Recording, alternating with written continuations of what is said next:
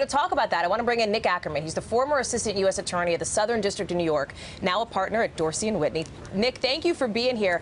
And here's the central point that I want to get at with these tweets. Is the president essentially undercutting his own Department of Justice here when he says, hey, let's not use what he called watered down version, something that he signed, essentially? Walk us through the sort of legal implications of what the president is talking about this morning. This is an absolute nightmare for the Department of Justice lawyers.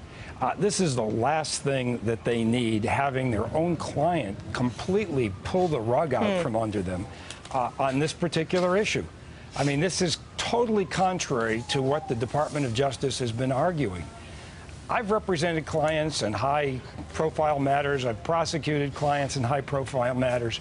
The last thing you want to do is to be arguing your case or arguing or talking about your case in a public forum, and particularly in social media. I mean, social media has become a nightmare for lawyers dealing with clients because they just don't know when to stop. And this president clearly doesn't know when to stop. I mean, he not only has undercut the Department of Justice lawyers, but the biggest example is his interview with Lester Holt, where he basically admitted to obstructing the FBI investigation. Nick, let me ask you this, because what we've seen in some of these sort of decisions by these other courts has been a citation of the president's words, a citation of the advisors to the president's words when it comes to this executive order limiting travel into the country. And you saw the administration fight back and say, hey, that's judicial psychoanalysis, essentially, in one of the most recent orders.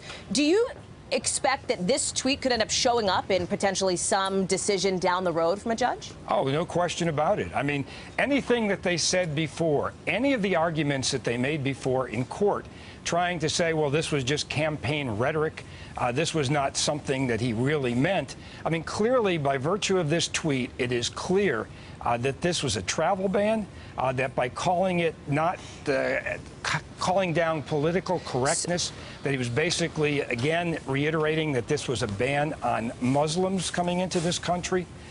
This is going to show up in all of the legal arguments, and I guarantee you that the plaintiffs in these cases are going to be inserting these tweets into their papers and using it in their oral arguments before the Supreme Court.